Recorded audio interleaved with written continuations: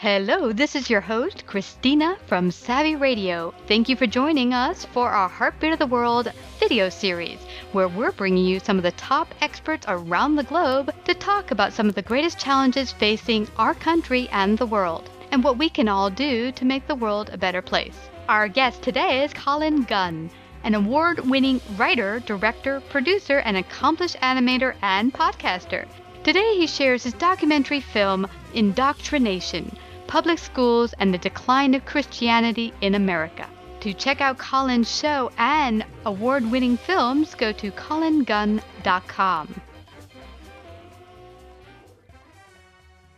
Hi, Colin. Welcome to Savvy Business Radio. I'm so blessed to have you here on our Heartbeat of the World segment. Thank you so much for joining us. This segment is really kind of focusing on some of the hard issues here in the U.S. and also around the globe. And one of the things that came in from our audience is the number one concern around the United States and with our audience was really education.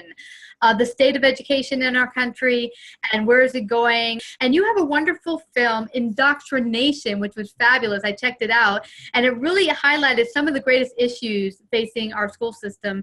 And before we go there, share with our audience a little bit about your backstory and what brought you to not only creating this film, Indoctrination, but really becoming a documentary journalist.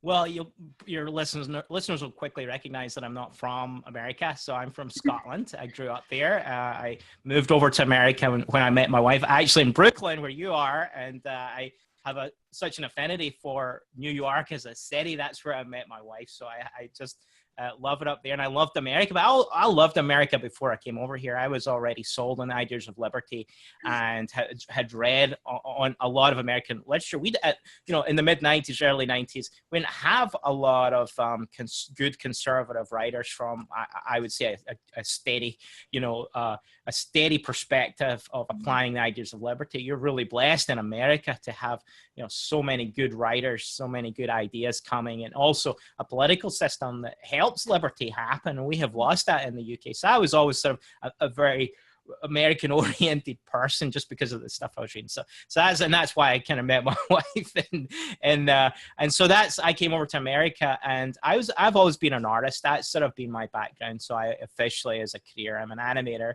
3D artist, and I was into computer graphics for years. And I was sort of looking for something to do because I had this idea, have a strong worldview and ethical view of the world, but also had this creative outlet. And I was looking for a way to do what I do with that, and documentaries just fits right there in the middle, because not only is it involved in making a debate, arguing a case and trying to make that case over an hour and a half. It's also a very artistic process. You got to think of it's just like a real movie. Real movies, feature film movies, all there is. So you got to tell a story. You got to make it. You got to bring in characters that are compelling. It's got to make sense. It's got to be logical, and it's got to have emotional impact as well as just head knowledge. And so when we make documentaries, we really work on telling a story, making it work for the individual, the person sitting there watching it. It's not just a lecture, it's not a sermon, it's a movie. So but marrying, and that's how to answer your question, I ended up making documentaries just because of who I am. I like to make a case for these really important issues, and education is the big issue. So always has been, always will. The education, especially of children, is so vital to the future of our nation.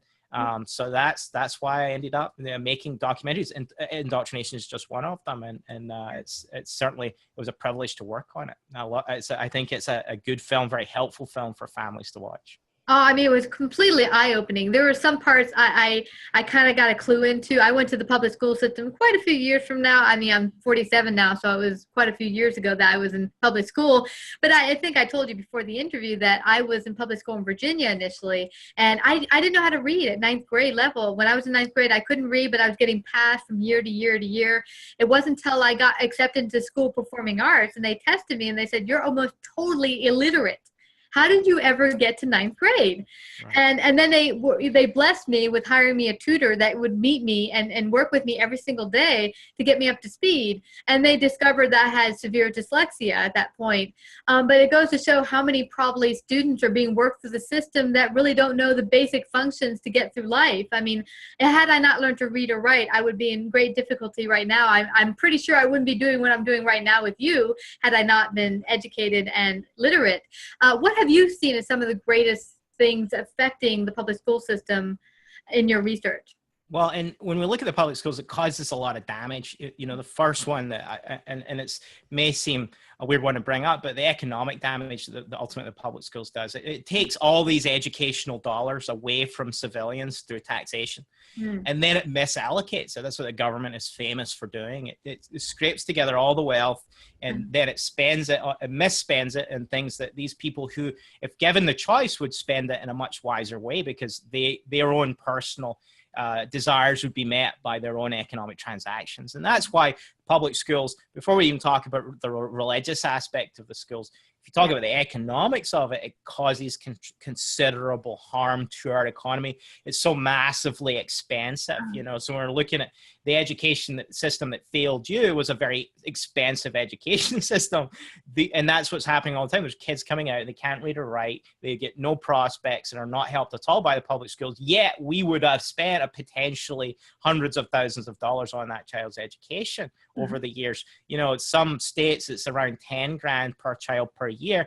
In other states, DC and places like that, you're talking 25 grand per child per year. So you're talking, 25 grand is a private, high-end private school level, it's like a great amount of money that's just completely lost within the system. And that's just because the people who are trying to organize education don't have the incentives, the right economic incentives to make good decisions.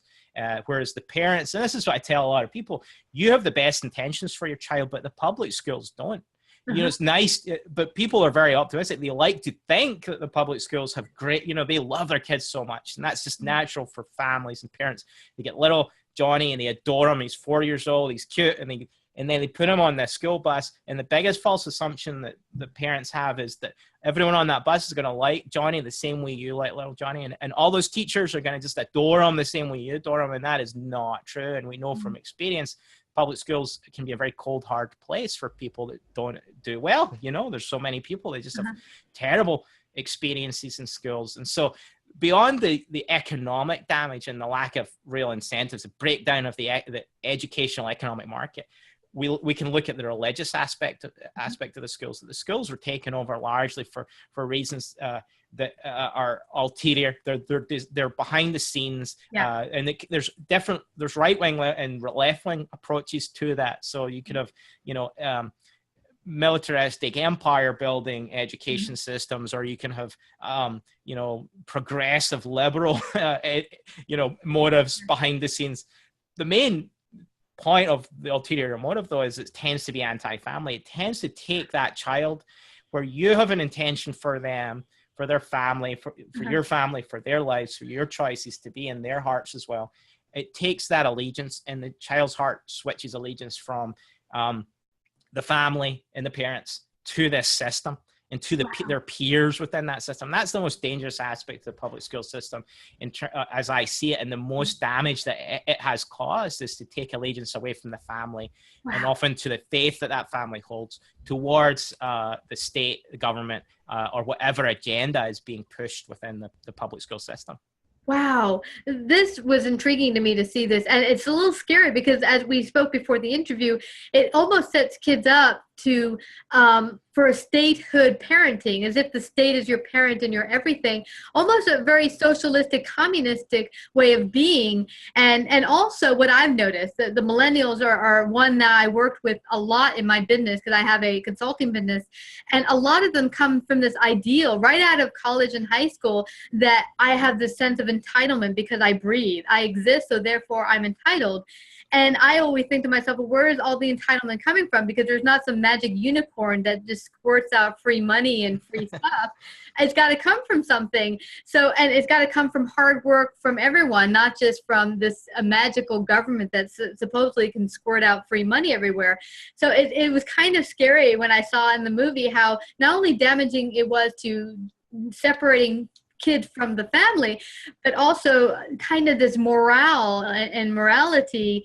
And then the other part being the sense of, I should just be entitled. So there was a lot of elements that were a little scary for me. Well, entitlement is a good word. I mean, I defend millennials a lot because I always say, we're who gave them all the participation trophies. We did, the generation before messed up the generation. There's a lot of baggage that's come down since, the so-called greatest generation. There's so many ideological problems that have happened over the last 70 years. Now, the millennials, I have a lot of sympathy for them because we've done so much harm to them. We've set up a world for them, which is a disaster. They're massively in debt, which is always to the benefit of the banks. We've had, and all these foreign wars that we've invested are all their money in because it's all paid for by debt. So they're loaded with debt. Before you even start talking about student loans, we have set up a world for them that has been for our benefit. My generation before, where we've set up this massive welfare state so that we get entitlements. When they come along and start to talk about entitlements, they've inherited an ideology that has become the American way of thinking. And when we talk about in the film, we talk about the idea of free public education was a plank of the Communist Manifesto. It is a completely socialist Marxist idea. Yet almost every American has this idea that education is an entitlement. And that's absolutely anti-American. It wasn't part of our system. Yes, we had single room schoolhouses, where you would go and you would learn to read and write, but you would go back to, your dad's farm, later that day and get back to work, and you'd be reading books that they would give you, that your family would give you, and the family would be responsible for your education. But what happened in the 1800s is this huge collectivized compulsory education system that everyone would be forced into, so which is welfare times a million, because you're instead of just saying, and I would argue if we're going to fix welfare, let's start making it I don't agree with it at all, but it definitely makes sense if we make it for the poor, right? We make welfare for the poor. Well, why aren't schools just that for the poor when we all just have a free market education system? But then for those that definitely need it, then okay, you can start to talk about a subsidy or something. But no, we've got this idea that everybody sends their kids to this government school system. And I think we need to get away from that. And that's why when I talk about the education system to conservative audiences, and remember, conservative Christian audiences, the majority of them will be sending their kids to a public school. 80, 90% of them will be sent. So I go to these churches now, I will point out to them that they are receiving educational welfare, and they hate that because they have this notion that they're conservatives and we're good old boys. We're not like liberals in the inner city and all the rest of it. But actually, the single mom in food stamps gets a lot less money, for those food stamps than they are getting for their child's education. They're getting, hundreds of thousands of dollars for their family to be educated. And it's a huge problem that to fix the public education system, because this might be what people would ask. How do we fix it? Well, we fix it by leaving. And that's the simple message in our film, because we don't believe you can go. I mean, political action is one thing, but the other side of it is we have choices in America, and you don't have to follow the system. It used to be, I mean, back in the day, homeschoolers would be dragged off to court. That doesn't happen so much now because homeschooling has blossomed largely because of technology and information, and to some extent court action by good people fighting it in the courts. But we're now in the position where you don't need to send your kids to the public school system. That home education is very doable, and people are realizing it now through the internet. Oh, there's a community of people in my neighborhood that homeschool, that it only costs, a fraction of what the costs are for even a good private school. And you can get curriculum online. The technology has probably changed your life as much as mine. I mean, I work at home for a company, remotely. But schools are the same. The brick and mortar idea of schools, where we all warehouse our children in this big building, and we've got police monitoring it, and we've got food showing up at lunchtime. It's such an inefficient way. It's, it doesn't make any sense economically anymore because of the internet. It should go away, but it doesn't go. Why doesn't it go away? Because as we've said with education all along, it's not for the child. It's not for the consumer. It's not for the parents. It's for the system. The system becomes self-serving. So it's all about the teachers and their salaries. And, they'll always use the phrase that's for the children. Yeah. But it never is. It's always for that system. That system will, because we foolishly gave it the power to tax and the power to spend so much money there, it will exist even when it's completely redundant, as I would say that it is right now because of technology. Well, I think part of the solution would probably be each person coming to terms with, am I willing to take the responsibility to, educate my own child or find means to do otherwise? Now, I went to college and I was able to take courses online with accredited professors that were very well known. And like you said, you can do it for the fraction of the cost you're paying in taxes and have real teachers who are educated, who know how to teach, even do it for you online where they could connect. And then hence the day would be shorter. They could go out and play and have way more playtime. And as you said, really it's structured in such a way where we're learning to police and keep, as I see it, train kids to be good little worker bees, to go out into the workforce and just, press buttons and do things for businesses. Yeah, it's true. And it's interesting that when you listen to conservatives talk about education, that's how they will phrase it. Like we will, the left has its take on what education should be, and it's not good. The right has its own argument of why we should be, fund the schools. So the school choice movement, let's, expand educational welfare to everybody, which is amazing that conservatives are pushing that argument, because it's a leftist argument. Leftists in healthcare, they want Medicare for all. That's one of their phrases. Let's get Medicare for all, Medicaid for all. So expand this out to everybody. Yeah. In terms of school choice, that's exactly what they're doing. They're expanding all of this money that the state collects and the federal government collects and redistribute it out even more. But the problem is, Republicans, when you ask them and they talk about this, you hear it all the time, that why do we need the public school system? So we can train good workers, so that we can be good at math and we can beat whatever it was back in the day, they say Japanese, but China or whatever, where that's the competition, so that we as a corporation can expand and be successful. And that's fine. I'm not against success and people being good and progress and all that sort of stuff, having ability, economic progress. But my point is always that their incentives are their incentives. That what does the family want for that child and what is best for that child is something that only the family and that child can work out themselves. And as homeschoolers, I've got 9 children, and we homeschool them all, and you find different skills and desires. And my oldest son is 15. He loves computers. He built that computer right behind me there. He goes on YouTube and he learns all these, just watches YouTube videos to learn how to do it, and he buys all the parts and puts them together, and this is great industry for a young kid to have. But there's no school, the schools just don't teach that efficiently. You can learn so much yourself. We use Udemy classes for our kids. So we've picked art classes and programming classes and different things that they're learning these college level classes now. And we're not an exceptional family. We're not, we're made, I think, improved because we're wondering, we try and work out with a child, what do they want? What do you want to be doing? And what are your gifts? And also we're not anti-family. So there's some of our kids are just like, well, I just want to be a mom.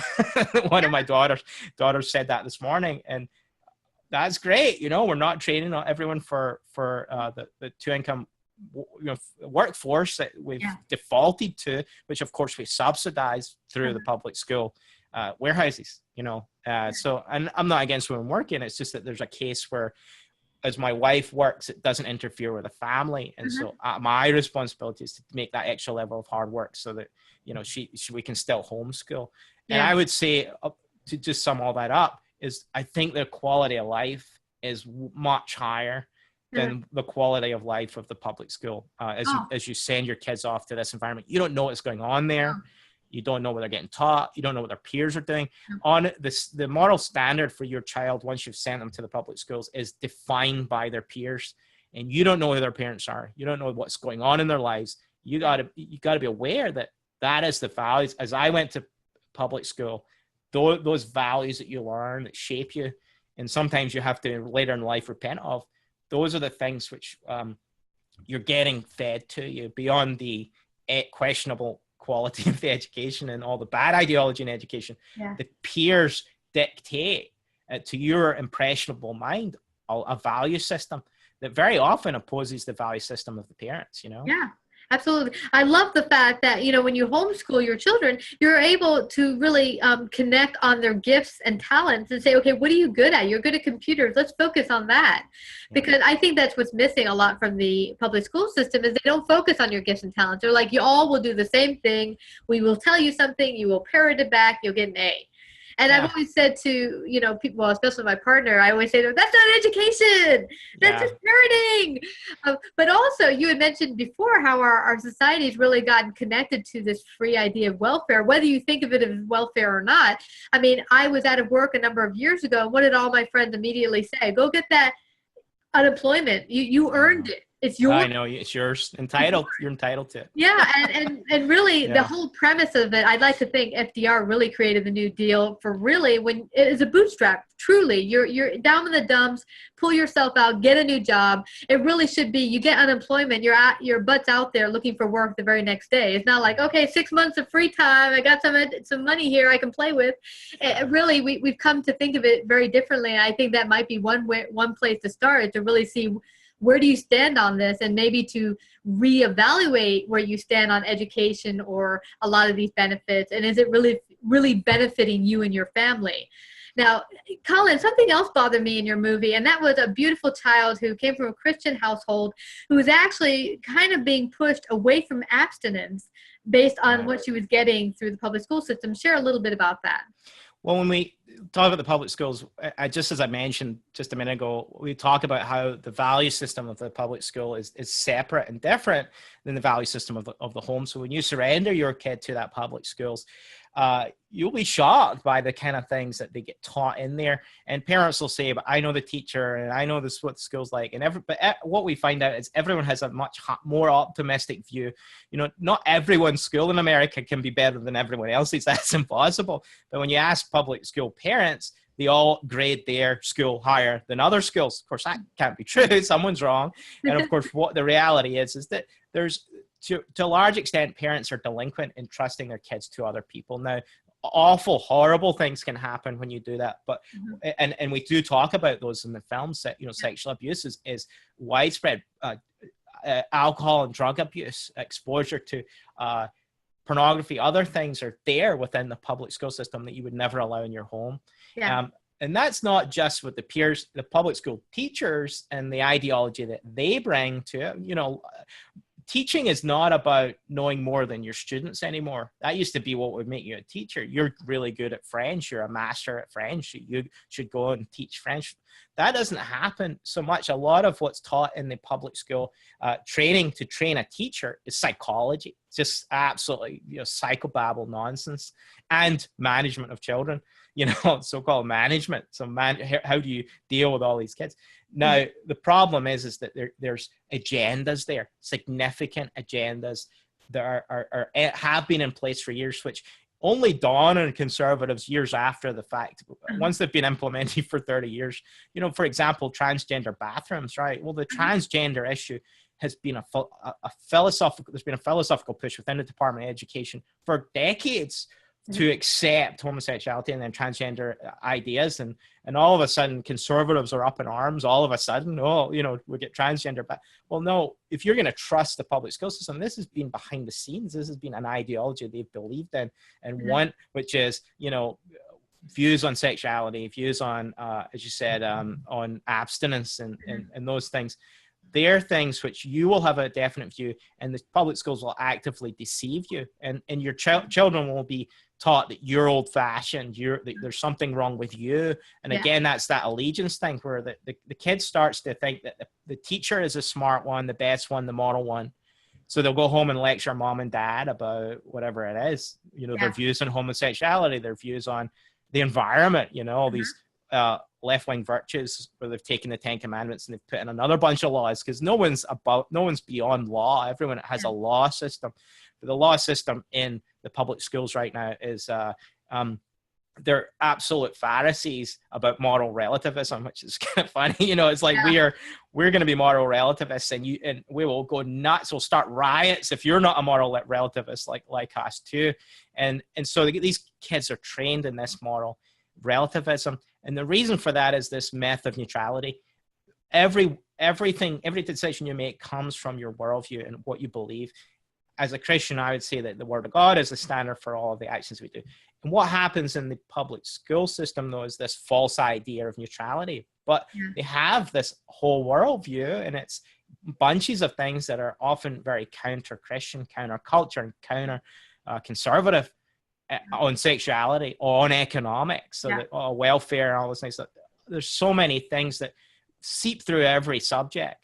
But ultimately, it's what's the higher standard? And the higher standard in the public school system isn't God's word. It's their own standards, the humanistic standards of the academy, or other things like materialism. I mean, how many times do you hear about wealth? Personal attainment of wealth is the number one focus. So let's get this, the great story of the public schools is getting this kid into college and then them having a successful job. That's not wrong per se to be successful, but that's not the focus of life, is to be wealthy. There's many other things. What about starting a family? I mean, that's completely neglected and discouraged in the public schools, especially for young women. Starting a family is, the end of your life, according to a lot of people in the public schools. And of course, they're standing staring at teachers who haven't started a family, because that's another aspect of the value system that's in the schools is different than the families. Well, they're kind of really, as you say, relativism is kind of set up where, everyone has their truth, and every truth deserves to be as right as another. And as my one friend said, if you stand for everything, you stand for nothing. Right. So, and it's something that applies to business. She was talking about business, but that applies to everything in life. You can't say everything goes, because then nothing goes. You have to stand for something. And when you get to the essence of it, people really do stand for something. But today it's gotten to the point with political correctness that you really can't stand for anything. It's bad to stand for something. Everything has to be okay. And that's not okay. And you mentioned before about how we now have like prizes when, awards for all kids. It doesn't matter if you won the team. Oh, you'll get a little prize. And actually, it's interesting. When I was a kid, I won a prize for showing up on time or something, but it wasn't like because I did a good job. And I remember being called up to get the prize, thinking I didn't earn this. And that's the thing. I think kids at their core are smart, and they know this is not right, but they're kind of just brought around the system that it's okay.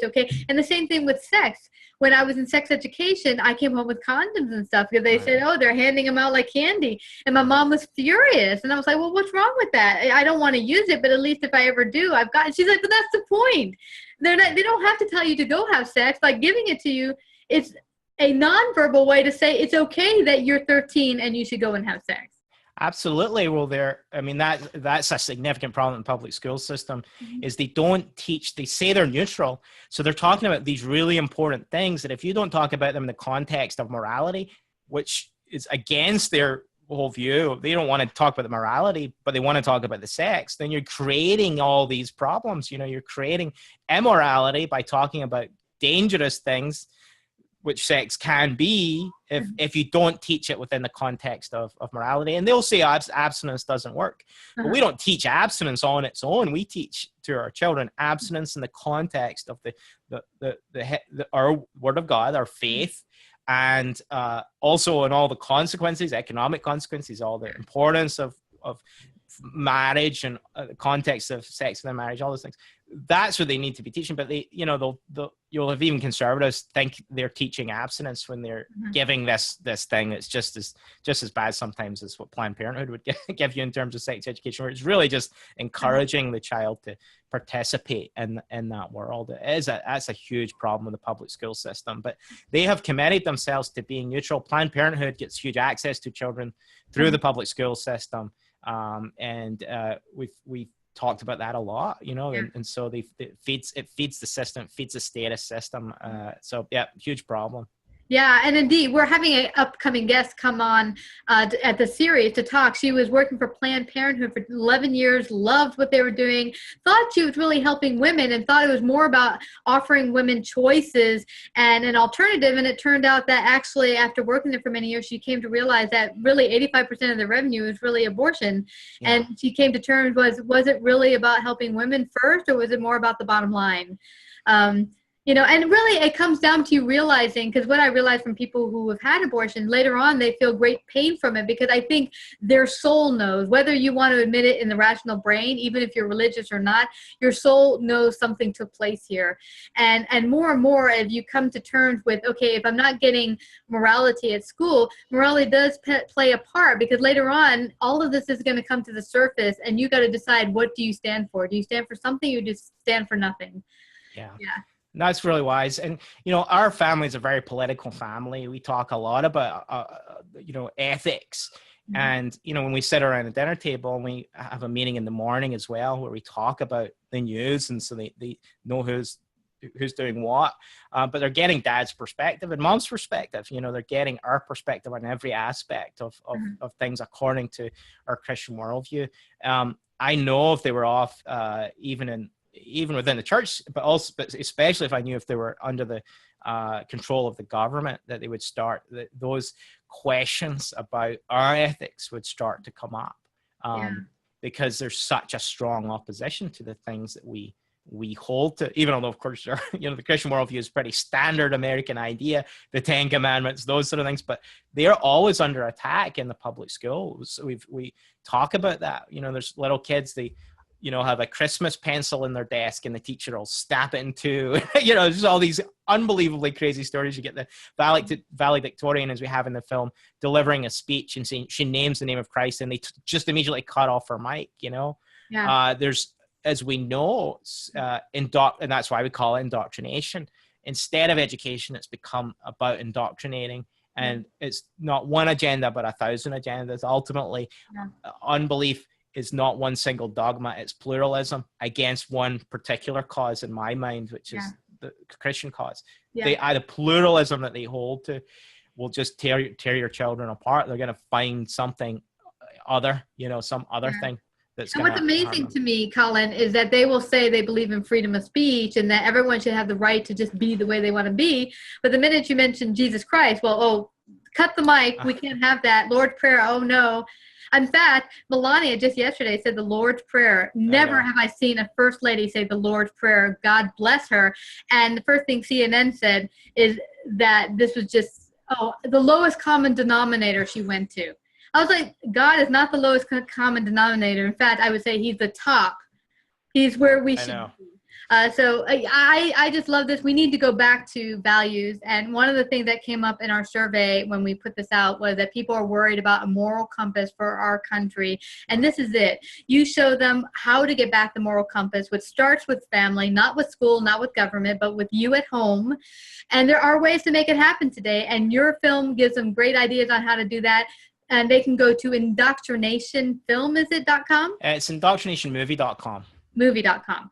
All right, so everyone, please go out there, get the movie today, IndoctrinationMovie.com, and you have a number of other you have a number of other documentaries out there that people should check out. I see here, Act Like a Man, a Titanic lesson in manliness. Ooh, that sounds interesting. Does that have to do with feminism, by the way? Is it? Sorry, I missed that. What was it? Does that have to do with feminism, or what is that about? Yeah, so we have another film on feminism called The Monstrous Regiment of Women, which talks about the damage that feminism has done to women. So so we talk about abortion rights and all these things, and forcing women into the workplace and all the rest of it. And that, you know, there's maybe that sounds kind of edgy, but it's not as edgy as you'd think. We're defending the non-feminists. We're saying this feminist ideology has impacted your life, and here's the defense of the stay-at-home mom, the people that choose to not just follow that agenda, people that choose to have large families like us, you know, where childbearing and the kids is the focus, and not making tons of cash and being so-called successful in our culture, you know. So that we deal with that. Act Like Men, we talk about the Titanic and how the principle of women and children first was the understanding of that era where you said, we protect women. And so we're saying, what is manliness? Well, it's not the GQ version of it where you have, ripped muscles and, you womanize and, all these things that are seen as manly. We're talking about what manliness I think really is, and that is laying down your life for others. It's to follow example of Christ, to lay down your life in the practical sense that day to day you're giving your time up for your kids and your time up for your wives, and you're protecting the wives. And that's not to say women can't be strong, and that's what we want. We want strong, wise, brave women, but we want also men who sacrifice for the sake of their wives and their family, So that's what that film's about. Our biggest other film other than Indoctrination is Wait Till It's Free. And that's about the healthcare system. That's our newest film. And it's I think it's a very enjoyable film for people to watch. We try and make it entertaining all the way through. We go all over America. We interview great people for that film. I think our films are good, and I'm not just saying they're good because I really think the best thing about our films is the people that we interview.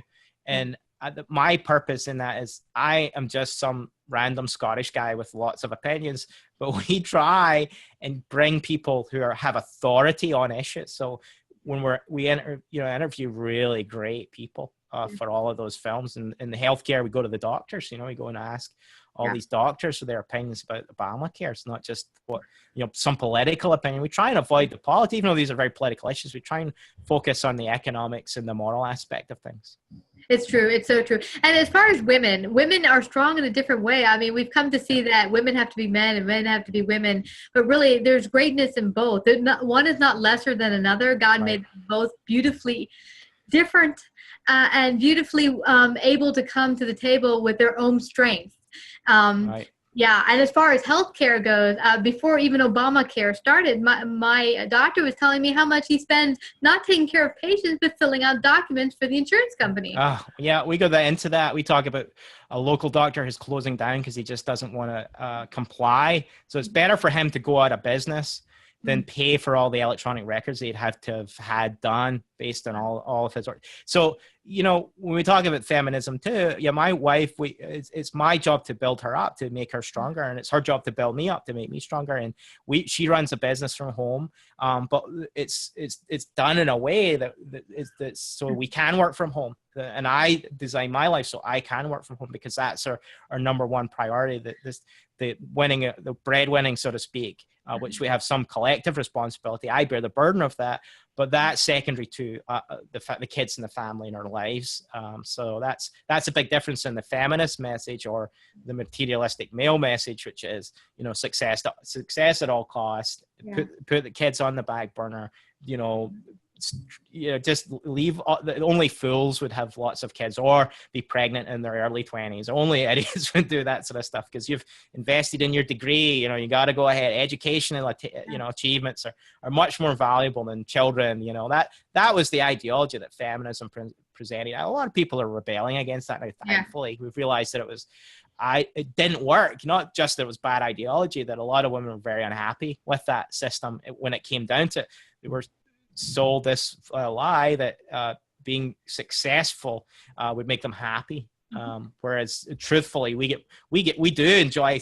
When we have success in our business, it does bring us joy. We see it as a blessing, but it's not even remotely comparable to the joy we have with our children.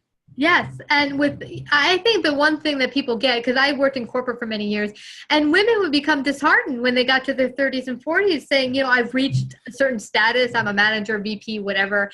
And is this it? What they want at the end of the day is a partner to go home to, a husband to share their life with. They don't want to just go home to, oh, great, I can go take a trip by myself to Egypt. Wonderful. Who do I share it with? Yeah. And I think that's what happens to women who maybe bought into the feminist idea. I, in my 20s, was a lot more kind of in that area. And as I've grown older, realized that, I really, really enjoy family and relationships and God and really coming back to center again. So Yeah. That's good to hear. I mean, I believe in liberty, and people have the right to make decisions. And I'm not knocking people who don't choose what I choose. I have a large family. I think it's good and it's right for me to do that. But I understand people don't do that. And my wife has particular views. We're not about legislating any of that. But the problem is we've legislated the alternative. Feminism has driven a lot of family policy. It's organized our tax rates, where it's designed for the benefits to the two income family, as opposed to what used to be, which is the man being the main breadwinner. It really has been subsidized. The progress, the feminists have tried to make that, along with, and abortion is a big part of that. Abortion became the egalitarian measure to allow women to stay in the workplace, so that well, it's not fair that men are allowed to not bear children, that's not fair. So we'll be egalitarians to make it so that women can not bear children by disposing of the child. So, these are big issues. They're tricky because we don't want to offend. We want to have a high view of womanhood and manhood, and really. But I think the Bible defines a lot of that, and they're not. This is not in the abstract. There's a lot we need to talk about to deal with those issues, and so we make those films. And Act Like Men, I think, is really good for church groups, men's groups, and that sort of thing, where they want to be encouraged in the right form of manliness. I mean, today it's like you grow a beard and you drink beer, and that's sort of seen as like you being more manly. That's the high standard of what is seen as being the way manliness should be developed. But that's not the case. There's a lot of responsibility on men to behave properly. Yeah, absolutely. Well, this has been such a fascinating talk, and I'm so grateful you were able to come out here and share your message. Everyone, please go to IndoctriNationMovie.com and get the movie today. It's important that you learn there's options out there to bring your family together and make this country and the world a better place by really coming together with responsibility and education. We can do this. And I just want to thank you again, Colin, for coming to Savvy Business Radio. Thank you, Christina. It's been absolutely great to talk to you. You betcha. The Smarter App Company private labels mobile apps, helping businesses leverage content in order to create income and referral generating systems. Let the Smarter App Company create a unique app for your business today.